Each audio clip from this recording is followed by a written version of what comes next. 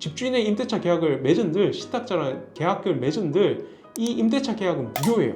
효력이 하나도 없어요. 얼마나 억울해요. 전세 보증금까지 받고 나르는 거예요. 이거는 좀 바로 잡아야 되지 않을까, 많은 분들한테 좀 전파를 해줘야 되지 않을까, 이런 마음으로 영상을 찍게 됐고, 더 이상 우리나라에 전세 사기가 퍼지지 않고 전세 피해자가 발생하지 않았으면 좋겠다 마음이 드시는 분들은 주저하지 마시고 영상을 널리 퍼뜨려 주세요. 안녕하세요, 이별의 신 시현준 변호사입니다.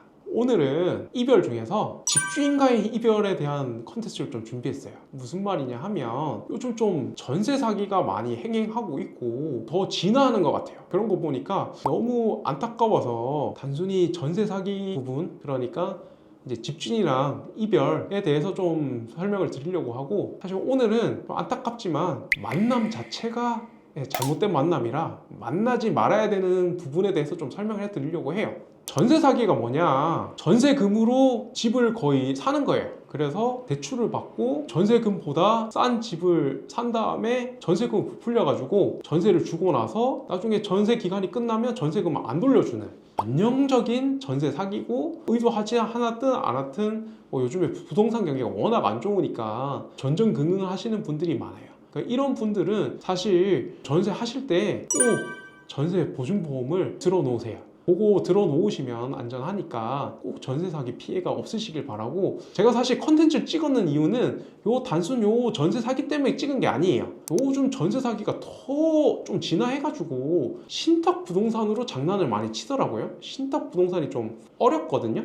그래서 제가 설명을 드릴 테니까 잘 따라와 보세요. 신탁 부동산 같은 경우에 본인이 이제 가지고 있는 재산을 신탁회사한테 부동산을 넘깁니다. 그러면 본인은 이제 신탁자로 격하가 되는 거예요, 집주인은. 그리고 수탁자라고 해서 이제 신탁을 받은 사람, 그 사람이 법적으로 소유자가 돼버려요. 이렇게 하는 이유 중에 하나는 여러 가지가 있겠지만, 그렇게 하면 대출이 좀 더 많이 나옵니다. 그래서 많이 신탁 부동산을 만들고, 지금 집주인은 수탁자가 돼버렸잖아요. 그런데 법적으로는 집주인이 아니에요. 그러나 이런 분들은 대신에 권리 행사를 할 수는 있으니까 이때 전세를 내줘버려요. 사실 신탁 부동산을 전세 얻으실 때 주의하셔야 되는 게, 신탁 원부를 확인을 하셔야 돼요. 신탁 원부가 뭐냐? 원래 등기부 등본만 보시잖아요. 등기부 등본 외에 신탁 원부라는 게 있고, 신탁 원부에 신탁을 한 이 부동산을 어떻게 관리할지에 대해서 쭉 적혀 있어요. 상세하게 적혀 있거든요.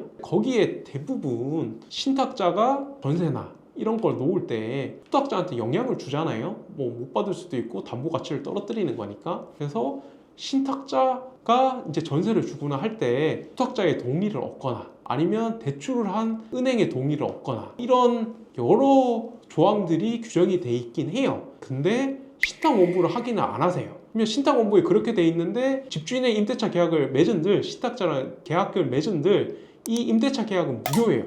효력이 하나도 없어요.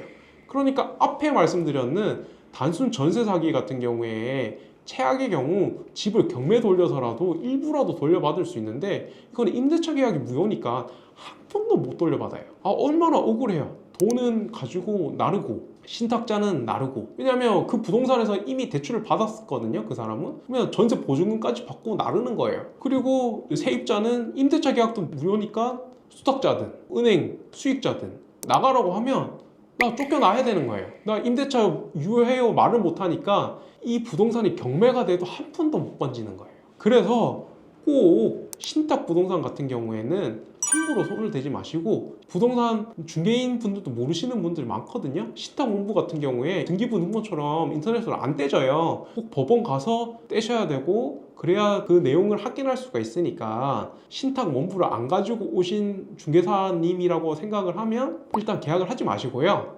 신탁 부동산에 대해서 전세 계약을 할 때 좀 불안해 하지 마시고, 만약에 그 원부를 가지고 왔다 하면 조금은 경험은 있으시겠지만, 그래도 이 신탁 부동산이나 이런 것을 잘 볼 수 있는 변호사님들이나 이 법률 전문가의 도움을 좀 받아야 이런 전세 사기 피해를 받지 않는다고 생각을 하셔야 될 것 같아요.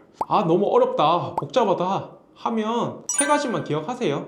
전세 보증보험 무조건 가입하고 이제 기간 체크 하시고, 두 번째, 신탁 부동산 하면 전세 들어가지 말고 꼭 들어가야 되겠다 싶으면 신탁 원부 들고 변호사 찾아가셔가지고 꼭 전문적인 상담을 통해서 계약을 체결하도록 요 세 가지 꼭 기억해 주세요. 그래야 후회가 없으십니다. 그래서 요즘 너무 진화해서 그런 것도 상담이 많이 들어오고 그런 걸 보니까 너무 안타깝더라고요. 그래서 사람 두 번 죽이는 것 같아요. 이거는 좀 바로 잡아야 되지 않을까. 제가 많이 퍼뜨려서 많은 분들한테 좀 전파를 해줘야 되지 않을까, 이런 마음으로 영상을 찍게 됐고, 더 이상 우리나라에 전세 사기가 퍼지지 않고 전세 피해자가 발생하지 않았으면 좋겠다 마음이 드시는 분들은 주저하지 마시고 좋아요, 구독, 알림 설정 그리고 추천까지 하셔가지고 신탁 부동산 피해가 있지 않게끔 영상을 널리 퍼뜨려 주세요. 이상 이별의 신 시원준 변호사였습니다. 감사합니다.